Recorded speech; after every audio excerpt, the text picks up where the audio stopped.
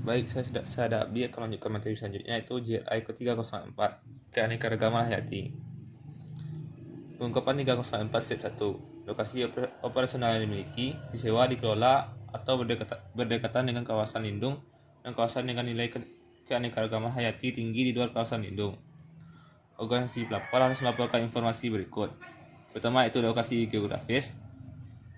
Yang kedua, itu tanah di bawah permukaan dan bagian di bawah tanah yang mungkin dimiliki, disewa atau dikelola organisasi. Yang ketiga, posisi dalam kaitannya dengan kawasan lindung. Yang keempat, jenis operasi. Yang kelima, ukuran lokasi. Yang keenam, nilai keanekaragaman hayati. Yang ketujuh, nilai keanekaragaman hayati yang terdai dengan status yang dilindungi. Berikutnya itu pengungkapan 304 strip 2. Dampak signifikan dari kegiatan produk dan jasa daripada keanekaragaman hayati. Organisasi pelapor harus melaporkan informasi berikut. Poin A, sifat dari dampak langsung dan tidak langsung yang signifikan pada keanekaragaman hayati, yang merujuk pada hal berikut. Yang pertama itu konstruksi atau penggunaan pabrik produksi, tambang, dan infrastruktur transportasi. Kedua, polusi. Yang tiga, masuknya spesies hama dan patogen yang invasif. Yang keempat, pengurangan spesies. Yang kelima, konversi habitat. Yang keenam, perubahan dalam proses ekologi di luar kisaran variasi alami.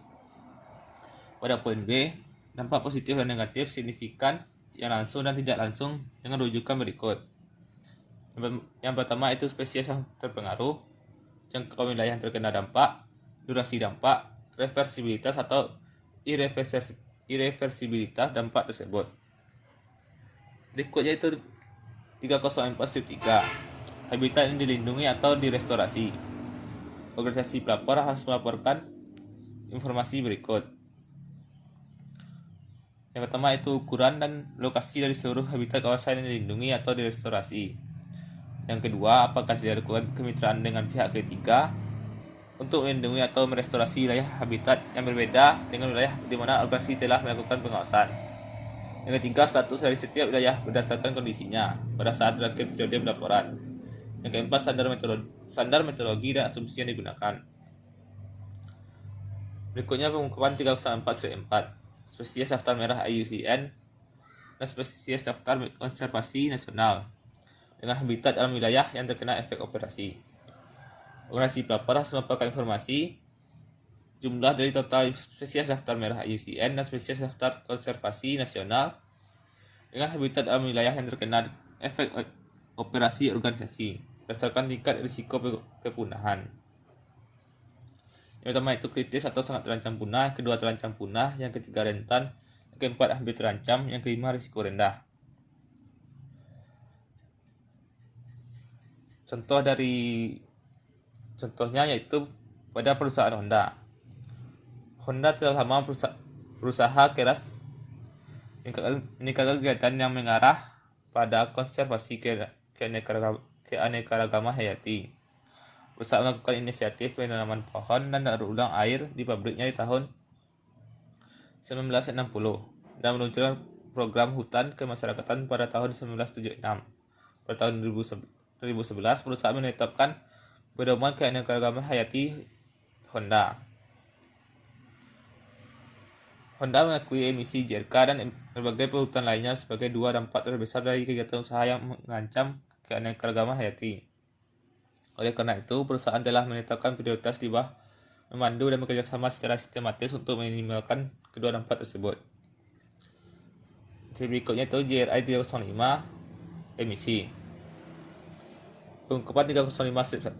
Emisi JRK cakupan 1 langsung. Organisasi pelapor harus melaporkan informasi berikut. Emisi JRK cakupan 1 langsung kotor dalam metrik ton secara CO2. Gas-gas yang termasuk dalam penghitungan apakah berupa CO2, CH4, N2O, HFC, PFC, SF6, NF3 atau semuanya. Emisi CO2 biogenik dalam metrik ton setara CO2. Tahun dasar untuk penghitungan jika ada meliputi alasan untuk memilihnya. Emisi pada tahun dasar. Ketiga, konteks untuk setiap perubahan yang signifikan dalam emisi yang memicu perhitungan ulang emisi tahun dasar. Yang kelima, sumber faktor emisi dan nilai potensi pemanasan global yang digunakan untuk rujukan ke sumber GWP. Yang keenam, pendekatan konsolidasi untuk emisi, apakah porsi ekuitas, kontrol finansial atau kontrol operasional. Yang ketujuh, standar metodologi, asumsi dan atau alat perhitungan yang digunakan. Pada PT Pertamina, penghitungan beban emisi JRK dan emisi pencemaran udara untuk masing-masing sumber emisi dilakukan sesuai dengan ketersediaan data dan tingkat akurasi data yang diinginkan. Pendekatan estimasi penghitungan beban emisi tersebut dikenal dengan istilah TER, dan dikenal adanya dengan tingkatan TER 1, TER 2, TER 3, dan TER 4. Ungkapan 305-2, emisi energi JRK cakupan 2 tidak langsung. Organisasi pelaporan melaporkan informasi berikut. Emisi energi JRK cakupan 2 tidak langsung kota berdasarkan lokasi dalam metrik ton setara CO2. Dan pengumpulan informasi lainnya sama dengan JRK cakupan 1 langsung atau ungkapan 305-1. Ungkapan 305-3, emisi JRK cakupan 3 tidak langsung lainnya. Masih pelaporan melaporkan informasi berikut. Emisi JRK cakupan 3 tidak langsung lainnya kotor dalam metrik ton setara CO2. Informasi berikutnya sama dengan cakupan 1 dan cakupan 2. Ungkapan 305-4, intensitas emisi JRK. Organisasi pelapor harus melaporkan informasi berikut. Rasio intensitas emisi JRK untuk organisasi, metrik khusus organisasi yang dipilih untuk menghitung rasio, jenis emisi JRK yang dimasukkan dalam rasio intensitas, apakah langsung, energi tidak langsung, dan atau tidak langsung lainnya. Gas-gas yang termasuk dalam hitungan, apakah berupa CO2, CH4, N2O, AFC, BFC, SF6, NF3 atau semacamnya. Ungkapan 305-5, pengurangan emisi JRK. Organisasi pelapor harus melaporkan informasi berikut. Emisi JRK berkurang sebagai akibat langsung inisiatif pengurangan dalam metrik ton setara CO2. Gas-gas yang termasuk dalam hitungan, ton dasar atau kondisi awal termasuk alasan untuk memilihnya, cakupan di mana pengurangan terjadi, apakah cakupan 1, cakupan 2, atau cakupan 3. Kelima, standar metodologi, asumsi dan atau alat penghitungan yang digunakan. Selama tahun 2018, Pertamina Gas mengambil berbagai langkah untuk mendukung upaya pengurangan emisi JRK, baik langsung maupun tidak langsung, melalui penerapan teknologi ramah lingkungan sebagai berikut. Yang pertama itu area operasi KL, penggunaan alat automatik gas sampler, memungkinkan pengujian gas berbahaya secara aman, efektif dan efisien.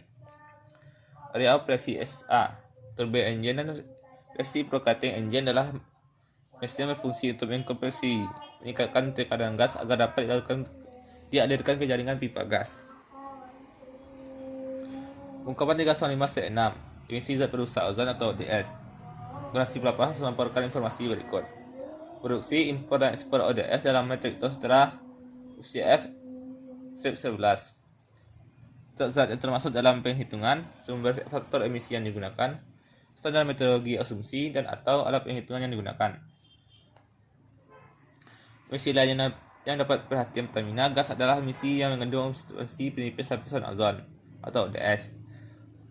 Emisi ODS antara lain berasal dari pemakaian refrigeran berbasis CFC. Sampai dengan akhir dari tahun 2018, Pertamina Gas tidak lagi menggunakan refrigeran berbasis CFC dan menggantinya dengan musiko yang lebih ramah lingkungan. Ungkapan 305-7, hidrogen oksida atau sulfur oksida SOX dan emisi udara signifikan lainnya. Masih berapa melaporkan informasi berikut. Poin A, emisi udara yang signifikan dalam kilogram atau kelipatannya untuk masing-masing hal berikut. Pertama, NOx, yang kedua SOX, yang ketiga polutan organik yang persisten, yang keempat senyawa organik yang mudah menguap, yang kelima polutan udara berbahaya, yang keenam materi partikulat, yang ketujuh kategori standar lainnya dan emisi udara yang diidentifikasi dalam peraturan terkait. Pada poin B, sumber faktor emisi yang digunakan. Yang pada poin C, standar metodologi, asumsi dan atau alat penghitungan yang digunakan.